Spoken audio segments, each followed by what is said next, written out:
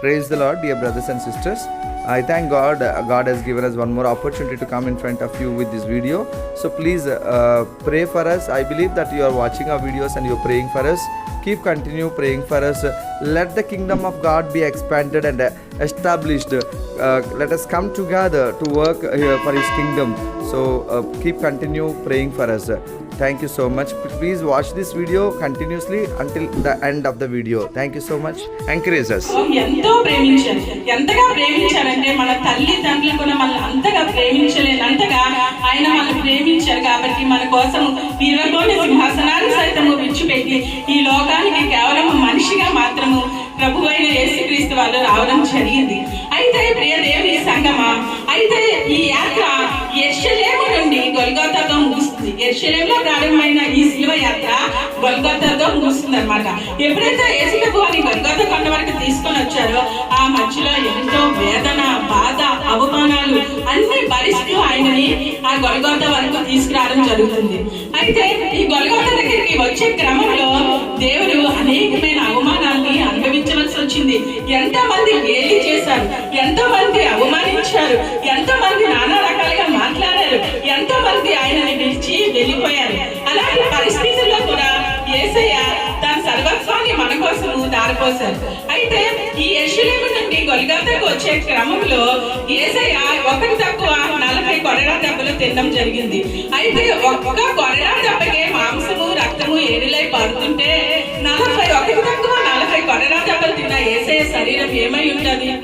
ఎంత నలిగి ఉంటది, ఎంత చితికిపోయి ఉంటది, ఎంత రక్తం పోయి ఉంటది. ఆ సమయంలో అలా కొట్టే మనిషి కంట కోల్పోతారట. వాళ్ళు ఏం చేస్తారో వాళ్ళకి తెలియదు. అలాంటి పరిస్థితుల్లో వాళ్ళని ఆ బరువైన సిలువ 50 కేజీల దగ్గర బరువైన సిలువని ఆయన మీద వేసి ఆయన నడిపిస్తూ గొల్గొతా వరకు తీసుకొస్తున్నారు. మధ్యలో ఎన్నో అవమానాలు మొహం మీద ఉమ్మి వేశారు. ఆయన కొరడాలతో కొడుతున్నారు. ఆ కొరడాలతో కొడుతున్నప్పుడు గెట్సేపు ఆ గొల్గొతా దగ్గరికి వచ్చినప్పటికీ ఆయన 3 సార్లు సిలువ కింద పడిపోవడం జరుగుతుంది.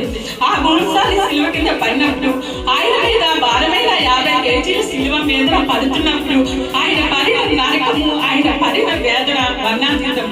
ఎవరు కూడా మన కోసం అంత చేయలేరండి. ఒక్క దెబ్బ కూడా ఎవరు మన కోసం తెలియలేరు. అలాంటివి మన కోసము మన ప్రభువు తాను ఎంతగా తగ్గించుకున్నారో మన కోసం ఒక్కసారి ఆలోచన చేద్దాం. అయితే ఈ మాటలో మనకి 2 విషయాలు జ్ఞాపకం చేయాలని ఆశపడుతున్నాను. మొదటిగా ప్రభువా మీరు ఏం చేస్తున్నారో మీరు ఎరగరు కనుక మీరు క్షమించుడి. ఇందులో 2 ప్రాముఖ్యమైన విషయాలు జ్ఞాపకం చేసుకుందాం. మొదటిగా విజ్ఞాపన, రెండవదిగా క్షమాపణ. మొదటిగా విజ్ఞాపన ఏం చేస్తున్నారు? ఆయన తండ్రిని అడుగుతున్నారు, ప్రభువా మీరు ఏం చేస్తున్నారో మీరు ఎరగరు కనుక మీరు క్షమించండి. ఏం వాళ్ళకి తెలియదా? కొరడాతో కొడుతున్నప్పుడు రక్తం వస్తుందని వాళ్ళకి తెలియదా? వాళ్ళు ఏం చేస్తున్నారో వాళ్ళకి తెలియదా? ఈ రోజు మనం కూడా అలాగే ఉన్నాం. మనం ఏం చేస్తున్నామో మనకు తెలుసు, ప్రతిదీ మనకి తెలిసి మనం చేస్తున్నాం. కానీ మన కోసం కూడా దేవుడు అడుగుతున్నారు, ప్రభువా మీరు ఏం చేస్తున్నారో మీరు ఎరగరు కనుక మీరు క్షమించండి. విన్నపం చేస్తున్నారు మన కోసం. దేవాది దేవుడు ఆ తండ్రి దగ్గర మోకలి మన కోసం విజ్ఞాపన చేస్తున్నారు, ప్రభువా మీరు ఏం చేస్తున్నారో మీరు ఎరగరు కనుక అని. ఆ శిలువ వేసుకునేటప్పుడు కూడా దేవుడు మౌనంగా ఉన్నారు. వాళ్ళకి తేబడిన గొర్రె పిల్లలాగా ఆయన మౌనంగా చూస్తున్నారే తప్ప ఒక్క మాట కూడా మాట్లాడలేదు. ఎందుకు? మన కోసం, కేవలం మన కోసం, మనము చేసిన పాపాల కోసం. కాబట్టి దేవుని సంగమా ఒక్కసారి ధ్యానిద్దాం. ఆయన శిలువ మీద ఎంత నరకం అనుభవించారు, ఎంత వేదన అనుభవించారు ఒక్కసారి జ్ఞాపకం చేసుకుందాం.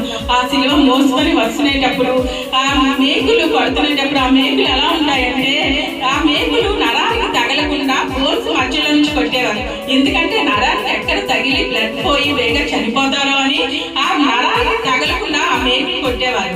ఆ నరాలకి తగలకపోవడం వల్ల ఆయన శిలువ మీద ఎవరికైతే శిలువ శిక్ష విధిస్తారో ఆ మనసు ఎక్కువసేపు ప్రాణంతో ఉండగలుగుతారు. ఆ వేదన ఇంకా భయంకరంగా ఉంటది అనమాట. ఆ విధంగా శిలువని వాళ్ళు డిజైన్ చేసేవారు అనమాట. ఆ విధంగా మేకులు కొట్టేవారు. ఆ మేకులు కొట్టి ఆ శిలువ మీద వేలాడుకునేటప్పుడు వాళ్ళకి ఊపిరి కూడా అందదు. ఊపిరి తీసుకోవడం కూడా చాలా కష్టంగా ఉంటుందట. అలాంటి కష్ట సమయంలో దేవుడు మన కోసం విజ్ఞాపన చేస్తున్నాడు. తన దేవాది దేవుడు విజ్ఞాపన చేస్తున్నాడు. ఆ సమయంలో కూడా దేవుడు వెళ్ళిపోవచ్చు, నాకు శ్రమ అవసరం లేదు, నాకు కష్టం వద్దు అని చెప్పి దేవుడు వెళ్ళిపోగలడు. కానీ ఆయన అలా చేయలేదు. ఎందుకంటే మనల్ని ప్రేమించారు. మనకు ఆయన కుమార్తెలుగా ఆయన మనల్ని ఏర్పాటు చేసుకున్నారు కాబట్టి ఆయన ఆ సమయంలో కూడా కేవలం మన కోసమే విజ్ఞాపన చేస్తున్నారు. తను తగ్గించుకొని ప్రభువా వీళ్ళు ఏం చేస్తున్నారు వీళ్ళకి తెలియదు అని చెప్పి విజ్ఞాపన చేస్తున్నారు. రెండో విషయంగా మనం తెలుసుకున్నట్లయితే క్షమాపణ. మనం ఎవరైనా క్షమించగల హృదయం ఉందా మనకి? ఒక్కసారి మనల్ని మనం పరిశీలన చేసుకుందాం. కానీ యేసు ప్రభు వారు తన మీద మూవేసిన వాళ్ళ నిమిత్తము ప్రార్థన చేస్తారు. దానికి ముళ్ళ కిరీటం పెట్టిన వాళ్ళ కోసం ప్రార్థన చేస్తారు. దాని మేకులతో కొడుతున్న వాళ్ళ కోసం ప్రార్థన చేస్తారు. వీరి గుండెలు గుర్తున్న వాళ్ళ కోసం ప్రార్థన చేస్తారు. ఆయన యాగం చేస్తున్న వాళ్ళ కోసం ప్రార్థన చేస్తారు. మన శత్రువులు సైతం మనం ప్రేమించమని చెప్పారు. దేవుడు చెప్పింది ఏది కూడా ఆయన చేయకుండా చెప్పలేదు. చెప్పింది ఏది ఆయన చేయకుండా ఉండలేదు. ఎందుకంటే ఆయన దేవుడు, ఆయన పరమ దేవుడు కాబట్టి ఆయన చెప్పింది మనం చేశారు, చూపించారు, మనకి ఆదర్శంగా నిలిచారు. ఈ రోజు మనం ఏం చేయగలుగుతున్నాము? ఎదుటి వాళ్ళని ప్రేమించలేకపోతున్నాం. నిజంగా మనం ఎదుటి వాళ్ళని ప్రేమిస్తే వాళ్ళ రక్షణ కోసం ప్రార్థన చేస్తాం. నిజంగా ప్రేమిస్తే వాళ్ళకి డబ్బులో ఆస్తి ఇవ్వాల్సిన లేదండి. వాళ్ళని దేవుడికి పరిచయం చేయండి, దేవుడి దగ్గరికి తీసుకురండి. అది క్షమాపణ, అది ప్రేమ. అంటే అది మన దేవాది దేవుడు మనకి నేర్పించి మన ముందు పెట్టి వెళ్ళిపోయింది. అయితే ఇక్కడ మనం ఒక విషయం చూసినట్లయితే ఆ విధంగా స్టెఫెన్ చేశారు. స్టెఫెన్ రాళ్ళతో కొట్టి ఆయన చంపబోతున్నప్పుడు స్టెఫెన్ తన ఆత్మని దేవునికి అప్పగించుకుంటూ ప్రభువా వీరిని క్షమించండి అనే మాట స్టెఫెన్ వాడినట్లు మనం బైబిల్లో చూస్తాం. ఎందుకంటే ఆయన యేసుక్రీస్తు ప్రభు వారి కోసం ప్రకటిస్తున్నప్పుడు స్టెఫెన్ చేసిన పని అది అద్భుతమైన క్షమాపణ, అద్భుతమైన ప్రార్థన. అది ఈ రోజుల్లో మనకు ఒక చిన్న మాట అంటేనే మనం వాళ్ళు క్షమించలేని తనలో ఉంటున్నామేమో, మనకి ఏదో ఒకటి అయిపోవాలని కోరుకునే మనస్తత్వాల్లో మనం ఉంటున్నామేమో. ప్రియ దేవుని సంగమా, ఒక్కసారి మనం పరిశీలన చేసుకుంటా.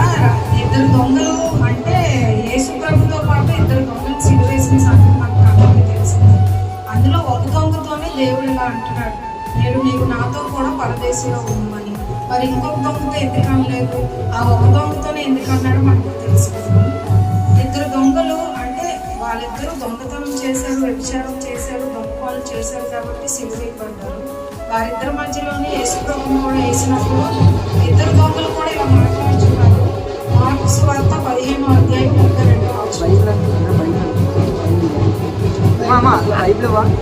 ఇశ్రాయేలు రాజు శిలువ మీద నుండి దిగి రావచ్చును. అప్పుడు మనము చూచి నమ్ముదామని ఒకరితో ఒకరు చెప్పుకొని ఆయనతో కూడా శిలువ వేయబడిన వారు కూడా ఆయన నిందించారు. శిలువ వేయబడిన వారు అంటే అక్కడ ఇద్దరు దొంగలు మాట్లాడుతున్నారు. నువ్వు రక్షించుకొని నువ్వు శిలువ మీద నుంచి దిగి వస్తే నువ్వు నిజమైన క్రైస్తవు, నిజమైన దేవుడు అని మేము నమ్ముచాము అని ఇద్దరు దొంగలు కూడా అప్పుడు మాట్లాడుతున్నారు. తర్వాత మత్తయి సువార్త 27:44 అక్కడ కూడా ఇద్దరు దొంగలు నిందిస్తున్నారు. ఫస్ట్ దొంగ రెండో దొంగ అని అక్కడ ఏం లేదండి. యేసు ప్రభువుని ఇద్దరు దొంగలు ఫస్ట్ నుంచి నిందించడం మొదలు పెట్టండి. అయితే ఆ రెండో దొంగ ఎందుకు మారాడు అనేసాడంటే అక్కడికి వచ్చిన వాళ్ళందరూ కూడా యేసు ప్రభు గురించి ఏడవడం మొదలు పెట్టారు. నా కొడుకు చనిపోతే లేపారు అని ఒకరు, నాకు చెవులు పోతే చెవులు ఇచ్చారనేసి ఇంకొకరు, నాకు మౌత్ పోతే మోగవాడికి వాయిస్ ఇచ్చారని మరొకరు ఏడవడం మొదలు పెట్టినప్పుడు ఆ రెండవ దొంగ ఆలకించి, అయ్యో నా కోసం ఒక్కరు కూడా రాలేదు, నా గురించి ఒకరు కూడా బాధపడలేదు, ఇతను నిజంగానే యేసు ప్రభువా, ఇతని గురించి ఎంతమంది బాధపడుతున్నారా? ఆ రెండవ దొంగతో మాట్లాడుతున్నాడు. నీకు నాకైతే ఇదైతే సమంజసమే. నువ్వు దొంగ పనులు చేసావు, నేను దొంగ పనులు చేశాను, నువ్వు పాపం చేసావు, నేను పాపం చేశాను, మన ఇద్దరికి సిలువ వేయడం సమంజసమే. కానీ ఏ పాపం ఎరగకుండా ఏ ఇది చేయకుండా దేవుణ్ణి సిలువ వేశారు, నువ్వు ఇలా మాట్లాడడం కరెక్ట్ కాదనేసి ఆ దొంగల మార్పు ఎలా వచ్చిందంటే యేసు ప్రభు గురించి అందరూ ప్రతి ఒక్కరు కూడా అక్కడ మాట్లాడుకోవడం చూశారు, కన్నీరు కార్చారు. అయ్యో దేవా నీకా ఈ పరిస్థితి అనేసి ఆ పరిస్థితిని చూసిన దొంగ మారి, అయ్యో దేవా నిజమే, మాకైతే ఇది సమంజసమే, మేము చేసాం, పాపానికి మమ్మల్ని ఇచ్చేశారు, కానీ మిమ్మల్ని చేశారంటే దేవుడికి ముందే తెలుసు నాతో పాటు ఒక ఆత్మ నేను తీసుకెళ్తున్నాను, ఒక ఆత్మ నేను రక్షించబడుతున్నానని. అతని నోటంటే ఆ మాట రావడం కోసం దేవుడు ఎదురు చూస్తున్నాడు. అంతేకాదు మనల్ని బాధపడిన వాళ్ళని మనం ఎవరైనా అంటే ఒక మాట అంటేనే మనం తిరిగి అనే పరిస్థితుల్లో మనం ఉన్నాం. అలాంటి దేవుడు వీరేం చేస్తున్నారు మీరు ఎరుగుడానికి ఆ మొదటి మాట అనే తర్వాత ఆ మాటకు చూసి ఆ రెండవ దొంగ కూడా మారాడు. ఇదేంటి నన్ను ఇప్పుడు వదిలితే నన్ను కొట్టిన వాళ్ళందరినీ చంపేసి నేను వెళ్ళిపోతాను అని ఇద్దరు దొంగలు అనుకున్నప్పుడు అయ్యో ఇతను ఎంత బాధ పెట్టినా కూడా ఇతను ఎలా మాట్లాడుతున్నారే అనేసి ఆ రెండవ దొంగ పశ్చాత్తపడి అప్పుడు దేవుడు అన్నాడు, నీవు నాతో కూడా పరదేశంలో ఉంది. శిష్యుడు చూసి ఇదిగో నీ తల్లి అని చెప్పాడు. ఆ గడియ నుండి ఆ శిష్యుడు ఆమెను తన ఇంట చేర్చుకున్నాడు. ఆ శిలువపై బాధపడుతూనే యేసు ఆయన తల్లిని చూశాడు. అప్పుడు ఆమెను పిలిచి, అమ్మా ఇదిగో నీ కుమారుడు అని తన తల్లితో చెప్పాడు. తరువాత శిష్యుని చూసి ఇదిగో నీ తల్లి అని చెప్పాడు. ఆ గడియ నుండి ఆ శిష్యుడు ఆమెను తన ఇంట చేర్చుకున్నాడు. ఈ మూడవ మాటలో యేసుకు మనకు బాధ్యత ఎలా నిర్వర్తించాలో నేర్పిస్తున్నాను. ముఖ్యంగా కుటుంబ బాధ్యత ఎంత ముఖ్యమో ఆయన చెప్తున్నాను. యూదుల శాసనం ప్రకారం మొదటి సంతానం వారి తల్లిదండ్రుల బాధ్యత తీసుకోవాలి. ఆ శాసనాన్ని ఇక్కడ యేసుక్రీస్తు నిర్వర్తిస్తున్నారు. మరణించే ముందు ఆయన తన తల్లి క్షేమం గురించి ఆలోచించి యోహానికి తల్లి బాధ్యత అప్పగించారు. మీ మాటలు గమనించినట్టయితే యేసయ్య ప్రభువా నన్ను కాపాడు అని ఈ మాట అనలేదండి. అబ్రహాము, ఒక మాట మనం గమనించుకుందాము. అబ్రహాము తన బిడ్డని బలిపశువుగా చేసినప్పుడు తప్పించగలిగిన దేవుడు ఈ సిలువలో యేసయ్య బలైనప్పుడు తప్పించలేడా? తప్పించగలడు, విడిపించగలడు. కానీ మన పాపాల కోసము, మన శాపాల కోసము, మనం దాటిన అతిక్రమముల కోసము యేసయ్య సిలువలో యాగమైపోవడమే దేవుడి చిత్తము కదా. అందుకోసమే దేవుడు ఈ బాధపడుతూ ఈ మాట అన్నాడు. తెలిసి అంట ముందే, నేను బలి అయితేనే కానీ పాపం నుండి ప్రజలు విముక్తి కలగరని, మన కోసము ఎంత వేదన పడ్డాడో, ఎన్ని అవమానాలు భరించాడో, ఉమ్ము వేయించుకున్నాడు, ముళ్ళు కిరీటం పెట్టుకున్నాడు, తన రక్తం తన మాంసము ముద్దలు పడిపోతున్నప్పుడు కూడా తను నోరు విప్పలేదంట. ప్రేమ మన కోసం. ఎందుకంటే మనం రోజు రోజుకి పాపం చేసి యేసయ్య ప్రేమకి మనము సిలువ వేస్తున్నామండి. ఇప్పటికైనా సరే మనము కళ్ళు తెరిచి మన పాపాల నిమిత్తం దేవుడికి ప్రార్థన చేసి మేము అది విడిచిపెడుతున్నాం ప్రభు అంటే మనల్ని ప్రేమించగలిగిన గొప్ప దేవుడు మన యేసయ్య. తాను తండ్రి అయిన దేవుడితో బాధపడుతున్నాడంటే ఎంత గొప్ప ప్రేమ వాళ్ళిద్దరిది.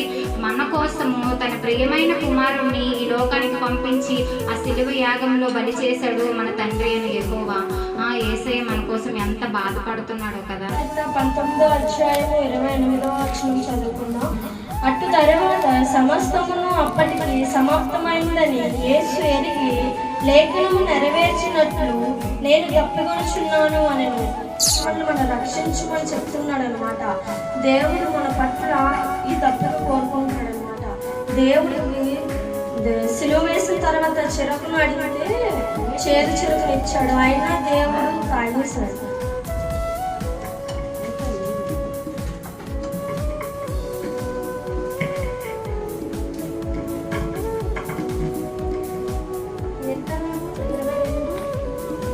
కీర్తనలు 22వ అధ్యాయము 15వ వచనం చూస్తాం.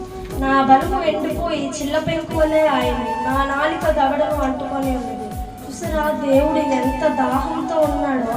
మనం ఎన్ని పాపాలు చేసాము, ఎంత శోభ పెట్టాము దేవుడికి చూడండి. ఆయన అంత శ్రమపడి ఉండడం బట్టి మనం తెలుసుకోవాలి దేవుడి పట్ల ఏ విధంగా నడుచుకోవాలి, దేవుని గురించి ఎలా ప్రకటించాలి, దేవుడిని ఎలా ఎరిగి దేవుడి పట్ల ఏ విధంగా నడవాలి అని తెలుసుకోవాలి. దేవుడి పట్ల మనం అనేక ఆత్మల్ని రక్షించాలి. కానీ మనం ఏం చేస్తున్నాం? అక్కడికి వెళ్ళి గుంపులుగా మాట్లాడుకొని, ఇక్కడికి వెళ్ళి గుంపులుగా మాట్లాడుకుంటున్నాం. కానీ అదే ఆ గుంపులుగా మాట్లాడుకున్నప్పుడు దేవుడు స్వార్థ పరిచర్య చేస్తే అనేక ఆత్మలు రక్షించబడతాయి. దేవుడు తన రాజ్యాన్ని కట్టడానికి ఎన్నో ఆత్మలు అవసరం. కానీ మనం అవేమీ చేయట్లేదు.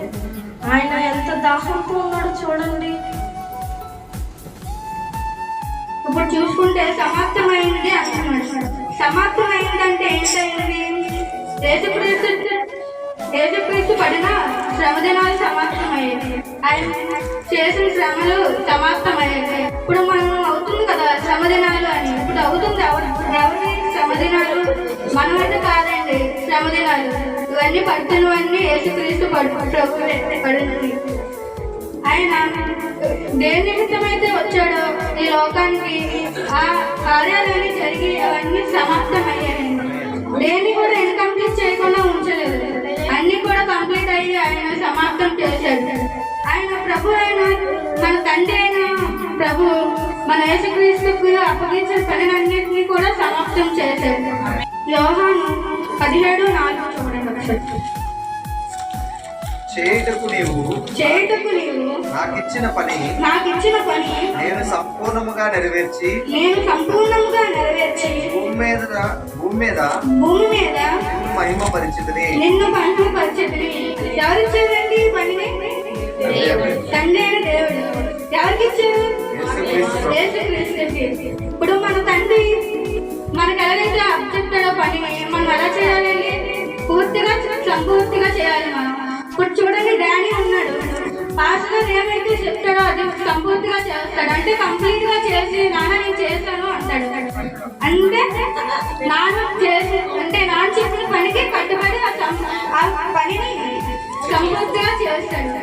అందుకే యేసుక్రీస్తు కూడా నీవు నాకు ఇచ్చిన పనిని నేను సంపూర్తిగా చేశాను, నీకు మహిమపరిచాను అంటున్నాడు.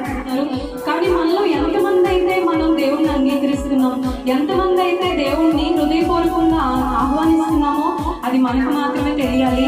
మనకి ఇచ్చిన తలాంతులు ఎన్నో తలాంతులండి. ఆయన ఊరికనే మనకి ప్రాణం పెట్టలేదు. ఆయన ఊరికనే ఆయన ప్రాణాన్ని ఆయన రక్తం కాచి మనకి ప్రాణాన్ని అర్పించలేదు. మనకి ఆ తలాంతులు ఇచ్చాడు. ఆయన మనకి గొప్ప ధన్యతను కూడా ఇచ్చాడు. ఎంతో మందికి ధన్యత లేదండి. సంఘాల్లోని భయపడిన వాళ్ళు కూడా చాలా మంది ఉన్నారు. ఇంట్లో దాక్కుని ప్రార్థించే వారు ఉన్నారు. కానీ మనమైతే దేవుణ్ణి సంపూర్ణంగా ఆనందంగా మనం ఆయన సన్నిధిలో ఆరాధిస్తున్నామంటే ఆయన ప్రాణం పెట్టిన దేవుడు కాబట్టి మనం ఈ రీతిలో మనందరం కూడా ఆనందంగా ఉన్నాం. ఏమో మనం కూడా చాలా భయంకరమైన దినాల్లో ఉన్నాము. ఆయా ప్రదేశాల్లో భూకంపాలు వస్తున్నాయి, సునామీలు వస్తున్నాయి. కానీ మనల్ని మాత్రం దేవుడు మనల్ని సురక్షితంగా మనలతో పాటు మన కుటుంబాలను కూడా కాపాడుతున్నారు. కేవలం నువ్వు నేను చేసిన ప్రార్థన మాత్రమే. ప్రార్థన ద్వారా మనం ఏదైనా జయించగలం. అటు ప్రార్థన 1 నెల అవ్వచ్చు, 2 నెలలు అవ్వచ్చు, మన కుటుంబాలు అవ్వచ్చు. ఎవరైనా చనిపోతే వాళ్ళని తలుచుకుని ఏడుస్తాం. కానీ దేవాతి దేవుడు, నిజమైన దేవుడు, నిన్ను నన్ను సృష్టించిన దేవాతి దేవుడు మన కోసం ప్రాణం పెట్టి తిరిగి లేచిన దేవుడి కోసం మనం ఎంత ఏడుస్తున్నాం, ఎంత దుఃఖపడుతున్నాం, ఎంతమందికి మనం సువార్త చెప్తున్నాం, ఎంతమందిని మనం సన్నిధికి నడిపిస్తున్నాం. అంతేందుకు మనలో విశ్వాసం ఉందా, మనలో నమ్మకం ఉందా? ప్రభువా నువ్వు ఇది చేస్తావు, నా కుటుంబాన్ని నువ్వు మారుస్తావు, నా సంఘాన్ని నువ్వు నిలబెడతావు అని ఎంతమంది ప్రార్థన చేస్తున్నాము. నిజమైన దేవుడు మన కోసం ప్రాణం పెట్టాడు కాబట్టి మనం ఏం చేయాలి? ఆయన కొరకు సువార్త ప్రకటించేవారిగా ఉండాలి. ఆయన కొరకు అనేక మధ్యలో మనం ధైర్యంగా వెళ్ళాలండి. పిరికి గల ఆత్మలు మనకి ఇలేదంట. ఆయన మామూలుగా మరణించి ఆయన ఏదో సాధించడానికి రాలేదు ఈ లోకానికి. నిన్ను నన్ను రక్షించుకున్నాడంటే నీ ద్వారా ఏదో పని ఉంది దేవుడికి, నీ ద్వారా నా ద్వారా ఏదో పని మిగిలి ఉంది. అందుకే ఫోన్స్ ఉన్నాయి కాబట్టి మనం ఎట్టి రీతిలో అయినా ఎవరితోనైనా మాట్లాడుకోగలం. ఎవరికైనా అనారోగ్యం ఉంటే ప్రార్థన చేయండి. నిజంగా భయపడకూడదు.